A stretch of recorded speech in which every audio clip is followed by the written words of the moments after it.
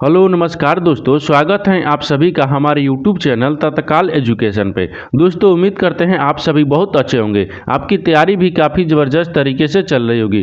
दोस्तों आज हम आप लोगों के लिए रीजनिंग के 10 अति महत्वपूर्ण प्रश्न के बारे में इस वीडियो में बताएंगे, जो सभी परीक्षाओं के लिए बहुत महत्वपूर्ण प्रश्न होने वाले हैं। आप किसी भी गवर्नमेंट एग्जाम की तैयारी कर रहे हैं, इस टाइप के प्रश्न हमेशा पेपर में देखने को मिलेंगे। दोस्तों ये पार्ट नंबर कौन सा है? 241 है। पार्ट नंबर आप 240 नहीं देखें तो आप वीडियो सेक्शन में जाके देख सकते हैं। तो चलिए दोस्तों पहला प्रश्न देख लेते हैं।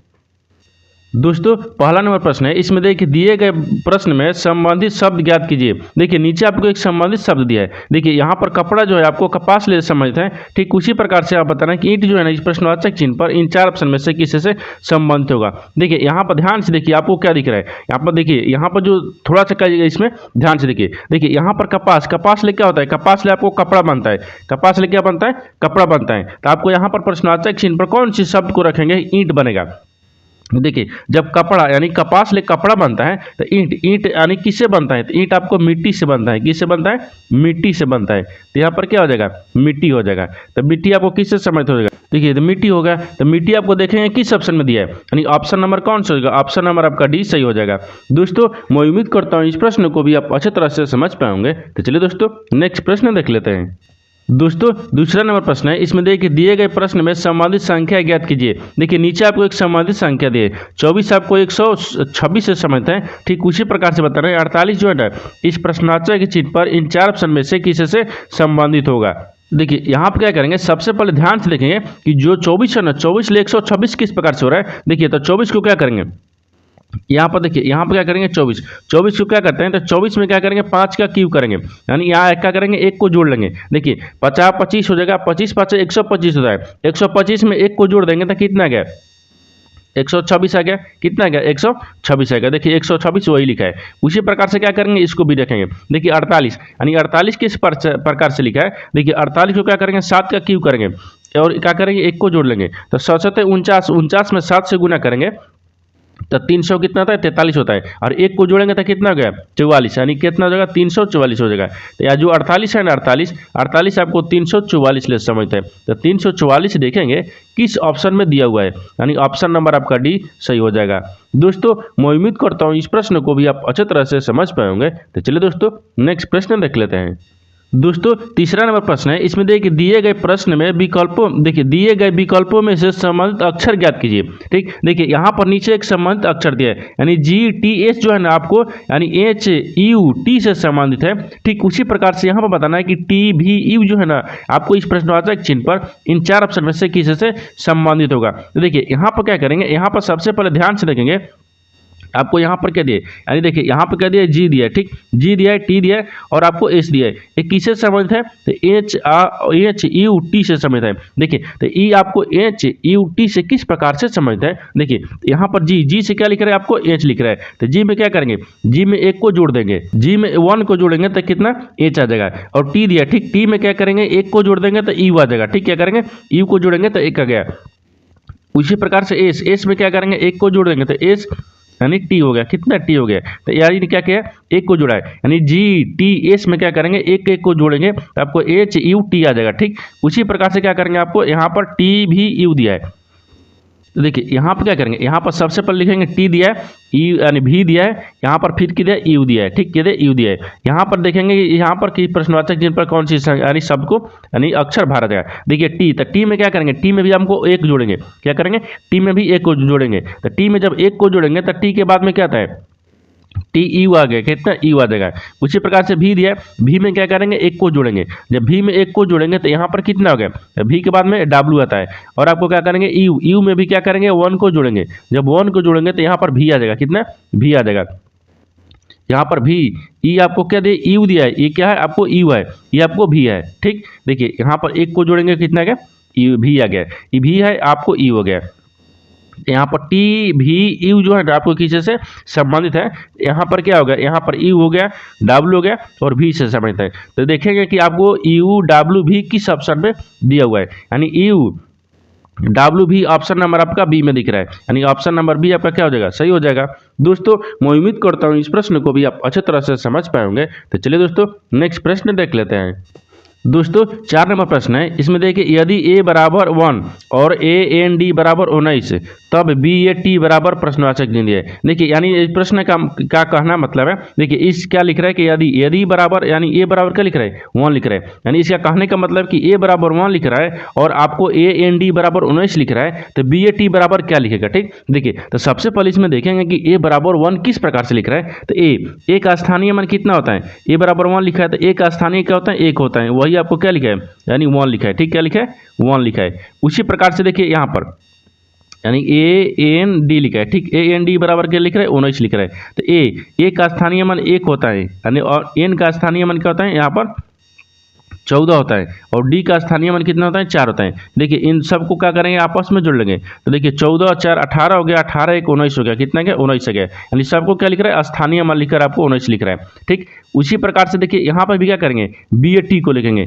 यहाँ पर बी ए टी दिया है। ठीक, बी ए टी को क्या लिखेगा आपको यही बताना है। देखिए तो बी ए टी के तो बी कितने पाता है 2 पाता है, ए कितने पाता है 1 पाता है और टी कितने पाता है 20 पाता है। इन सबको आपस में जोड़ लेंगे, सबको जोड़ेंगे तो कितना आ जाएगा यहाँ पर देखिए 20 1 21 21 2 23 कितना गया यहाँ पर 23 आ गया, कितना गया 23 आ गया। तो यहाँ पर बी ए टी को क्या लिखेगा 23 लिखेगा। तो 23 देखेंगे किस ऑप्शन में दिया है, यानी ऑप्शन नंबर आपका 20 सही हो जाएगा। दोस्तों मैं उम्मीद करता हूँ इस प्रश्न को भी आप अच्छे तरह से समझ पाए होंगे। तो चलिए दोस्तों नेक्स्ट प्रश्न देख लेते हैं। दोस्तों 5 नंबर प्रश्न है, इसमें देखिए यदि प्लस का अर्थ भागा, भागा का अर्थ माइनस, माइनस का अर्थ गुना और गुना का अर्थ प्लस हो तो नीचे एक समीकरण है, इन समीकरण के बराबर में आपको बताना है कि इस प्रश्नवाचक चिन्ह पर इन 4 ऑप्शन में से कौन सा यहाँ पर संख्या भरा जाएगा। देखिए यहाँ पर क्या करेंगे, सबसे पहले ध्यान से देखेंगे कि आपको क्या पूछा है, इसको सवाल में समझिए। इसमें बोल रहा है कि जो नीचे आपको समीकरण दे, इन समीकरण में क्या करेंगे चिन्ह को बदल देंगे, इस समीकरण को आपको सोल्व करना है। ठीक, देखिए तो सबसे पहले देखेंगे कि चिन्ह आपको क्या बोल रहा है। देखिए यदि बोल रहा है कि यदि प्लस का अर्थ भागा है, इस समीकरण में देखेंगे प्लस कहाँ दिया है उसके जगह पर हम भागा को रखेंगे। देखिए प्लस आपको यहाँ पर दिए, इसके जगह पर भागा रखेंगे और बोल रहा है कि भागा का अर्थ माइनस है, भागा कहाँ दिया यहाँ पर, इसके जगह पर क्या रखेंगे माइनस को रखेंगे। अब बोल रहा है कि माइनस का अर्थ क्या है गुना है, तो माइनस की जगह पर क्या रखेंगे गुना को रखेंगे। अब बोल रहा है कि गुना का अर्थ क्या है प्लस हो तो गुना का अर्थ क्या है प्लस, तो यहाँ पर क्या रखेंगे प्लस को रखेंगे। अब देखिए चिन्ह को बदल दिए, अब समीकरण को सोल्व करेंगे। देखिए समीकरण को सोल्व करने के लिए 48 हो गया, फिर आपको यहाँ पर भागा हो गया कितना 16 हो गया, फिर यहाँ पर माइनस कितना 4 हो गया, फिर गुना कितना होगा 2 हो गया, फिर प्लस आपको 8 हो गया, बराबर में प्रश्नवाचक चिन्ह दिया है। देखिए तो 16 3 कितना होता है 48, तो 3 हो गया और 4 दूनी के 8 हो गया। देखिए यहाँ पर 3 हो गया, माइनस कितना हो गया 4 दूनी के 8, इसको आपस में गुना किया 4 दूने 8 हो गया, फिर आपको प्लस कितना गया 8 आ गया। देखिए माइनस प्लस माइनस हो गया और 8 में से 8 को घटाएंगे तो कितना बचेगा 0, और यहाँ पर क्या किया माइनस किया है और 3 दिया है, क्या दिया 3 दिया है। तो अब 3 यहाँ पर क्या लिखा है 3 लिखा है ना, यहाँ पर 3 हो गया। अब 3 में से 0 घटाएंगे तो क्या बचेगा 3 ही बचेगा, क्या बचेगा 3 आपको आंसर हो जाएगा। क्योंकि देखिए माइनस प्लस माइनस होता है, देखिए यहाँ पर भी माइनस दिया है, यहाँ पर प्लस दिया है, माइनस प्लस माइनस हो गया। तो 8 में से आपको क्या करेंगे 8 में से आपको 8 को घटाएंगे तो 0 बचेगा, और 8 में आने के 0 में से 3 घटाएंगे तो 3 बचेगा, क्या बचेगा 3, तो आपको क्या हो जाएगा 3 हो जाएगा। तो 3 देखेंगे किस ऑप्शन में दिया है, इस प्रश्नवाचक चिन्ह पर 3 हो गया, ऑप्शन नंबर आपका डी क्या हो जाएगा सही हो जाएगा। दोस्तों मैं उम्मीद करता हूँ इस प्रश्न को भी आप अच्छे तरह से समझ पाए होंगे। तो चलिए दोस्तों नेक्स्ट प्रश्न देख लेते हैं। दोस्तों 6 नंबर प्रश्न है, इसमें देखिए एक पुरुष की ओर इशारा करते हुए एक महिला ने कहा, यानी उसकी माँ मेरी माँ की इकलौती बेटी है, यानी वह महिला उस पुरुष के रिश्ते में क्या लगेगी, देखिए लगती हैं। देखिए यहाँ पर सबसे पहले क्या करेंगे, यहाँ पर सबसे पहले देखिए यहाँ पर वीडियो को रोककर खुद अपने आप से बनाने का कोशिश करिएगा, और 10 प्रश्न में से आपने कितने प्रश्न सही किए हैं वीडियो को लास्ट में कमेंट में जरूर बताइएगा। देखिए यहाँ पर क्या करेंगे, यहाँ पर सबसे पहले ध्यान से देखिए, ये एक देखिए बोल रहा है कि एक पुरुष जो है ना महिला को इशारा करते हुए, तो मान लीजिए यहाँ पर क्या रखते हैं पुरुष को रखते हैं, एक क्या हो गया पुरुष हो गया। एक पुरुष जो है ना एक महिला को इशारा करते हुए कहता है, तो मान लीजिए इसको महिला रखते हैं, ठीक, यानी महिला हो गया, क्या हो गया महिला की ओर इशारा करते हुए कहता है।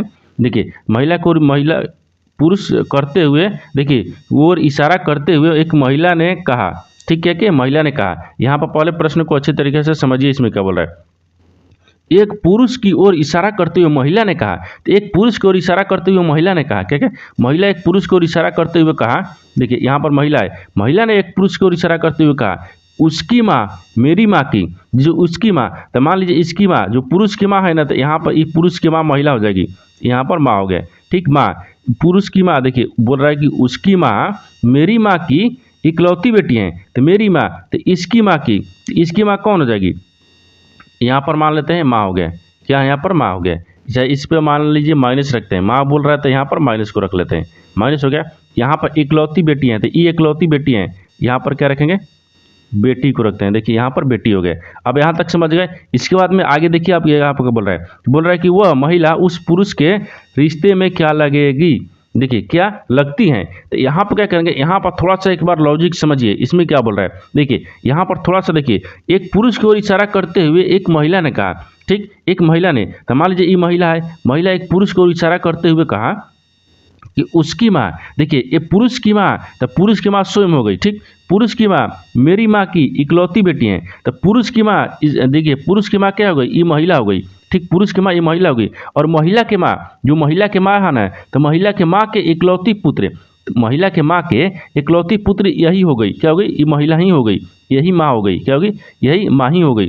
तो यहाँ पर पूछ रहा है कि वह महिला जो है ना उस पुरुष से क्या रिश्ता लगती है, तो यहाँ पर माँ हो जाएगी, क्या होगी, माँ होगी, क्योंकि देखिए पुरुष जो महिला है ना, महिला के माँ की इकलौती बेटी क्या हो गई, उसकी माँ ही हो गई, तो पुरुष की क्या हो जाएगी, तो वह महिला उस पुरुष के रिश्ते में क्या लगती हैं। तो यहाँ पर देखिए वो जो महिला है ना उस पुरुष की माँ ही है, देखिए ये क्या है, माँ है, तो यहाँ पर लिख लेते हैं, ठीक, यानी वह, ठीक, वह महिला, यहाँ पर वह महिला हो गया, ठीक, वह महिला उस, यहाँ पर क्या रखेंगे, उस पुरुष, यहाँ पर क्या हो गया, पुरुष, मान लीजिए एक पुरुष हो गया, ठीक, उस पुरुष की क्या है, माँ है, क्या है, यहाँ पर माँ हो गया, ये क्या है, माँ है, ये माँ हो गया। जो देखिए ये महिला जो है ना, महिला वो पुरुष की क्या है, माँ है, तो यहाँ पर क्या हो जाएगा, माँ देखेंगे किस ऑप्शन में दिया है, ऑप्शन नंबर आपका क्या हो जाएगा, ये सही हो जाएगा।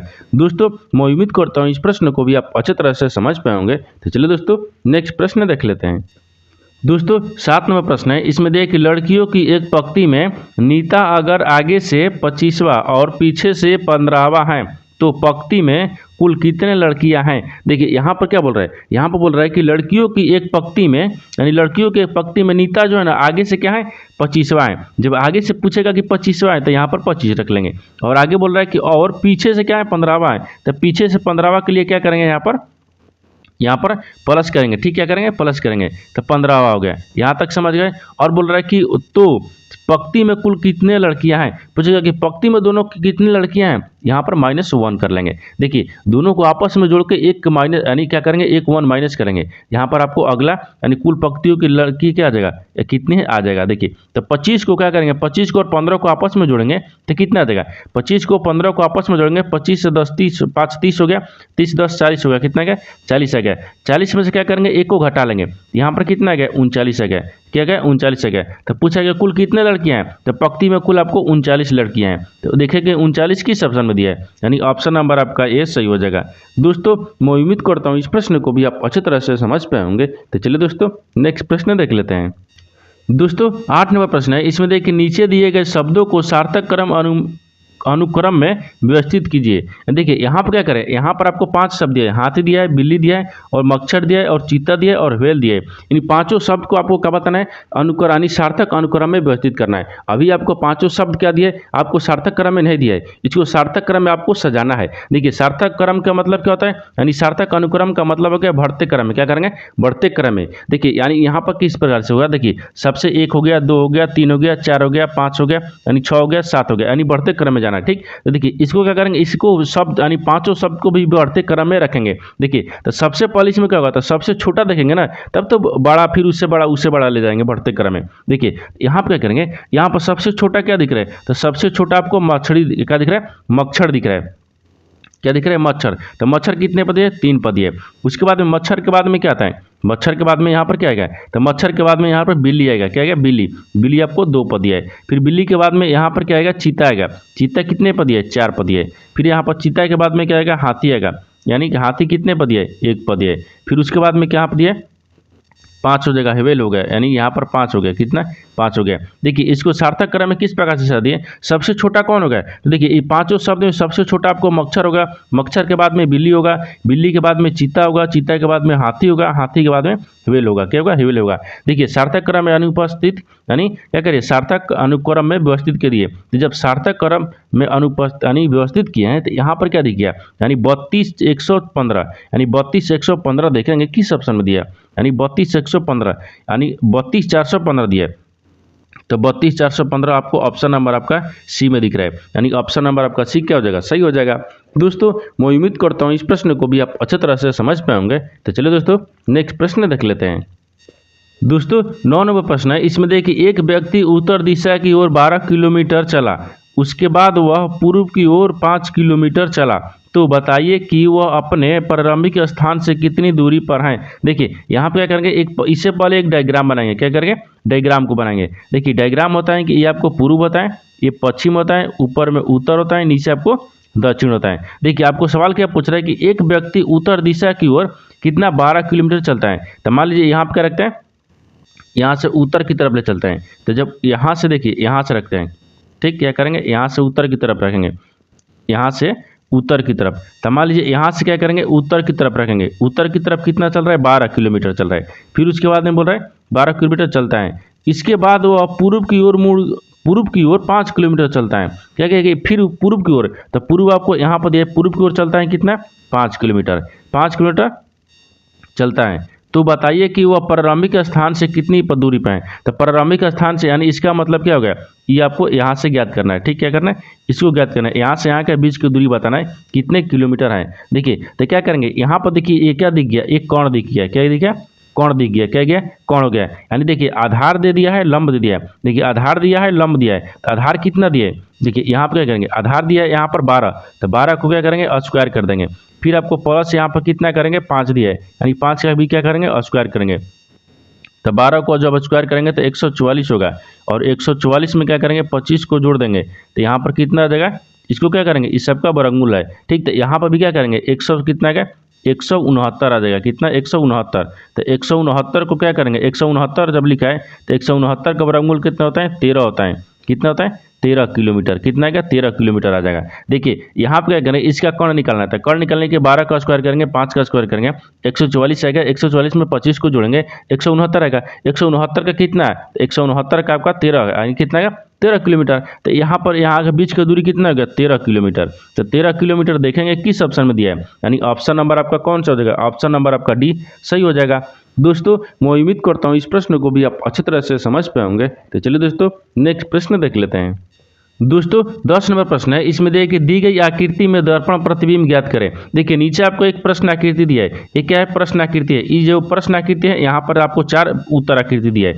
ये जो प्रश्न आकृति को दर्पण में देखेंगे तो आपको बताना है कि उस उत्तर आकृति में से कौन सा आपको यहाँ पर संबंधित है। देखिए यहाँ पर सबसे पहले देखेंगे कि जो आपको ये आकृति दिया है ना, इस आकृति को हम दर्पण में देखेंगे तो कि ये आकृति किस प्रकार से दर्पण के में दिखेगा। देखिए यहाँ पर आपको आकृति दिया है, ठीक, यहाँ पर इस आकृति को करके यहाँ पर आपको दर्पण दिया है। जब इस प्रकार से दर्पण को देखेंगे तो दर्पण में क्या दिखेंगे, देखिए ये आपको यहाँ पर ये बड़ा वाला आ जाएगा, ठीक, ये तो हो गया। लेकिन यहाँ पर क्या होगा, ये आपको यानी क्या बनेगा, ये आपको पासा भी बन जाएगा। देखिए पासा भी आपको बन गया, ठीक, क्या करेंगे, पासा भी बन जाएगा। यहाँ पर क्या होगा, पासा भी बन जाएगा, ठीक, यहाँ तक बन गया। अब आगे देखिए यहाँ पर जब इस चित्र को देखिए, इस आकृति को अगर हम दर्पण में देखेंगे, इस आकृति को जब दर्पण में देखेंगे तो इस प्रकार का बन गया। ये आपको उसी प्रकार से आएगा, लेकिन ये वाला जो 2 बूंदी दिया है ना, यहाँ पर आपको यहाँ पर बन जाएगा, ठीक। देखिए एक एक हो गया, एक यहाँ पर हो गया, 2 हो गया, कितना हो गया, यहाँ पर 2 बिंदु बन गया। ये त्रिभुज आपको इस प्रकार से उलट के आ जाएगा। देखिए जब यहाँ पर ये क्या था, वास्तविक था, इसमें क्या करिए, जब दर्पण में देखेंगे तो इस तरह का आपको आकृति बनेगा। तो इस तरह का आकृति देखेंगे किस ऑप्शन में दिया है, यानी इस तरह का आकृति ऑप्शन नंबर आपका डी में दिख रहा है। ऑप्शन नंबर का डी क्या हो जाएगा, सही हो जाएगा। दोस्तों मैं उम्मीद करता हूँ इस प्रश्न को भी आप अच्छी तरह से समझ पाएंगे। तो चलिए दोस्तों नेक्स्ट वीडियो में मिलते हैं, तब तक जय हिंद दोस्तों।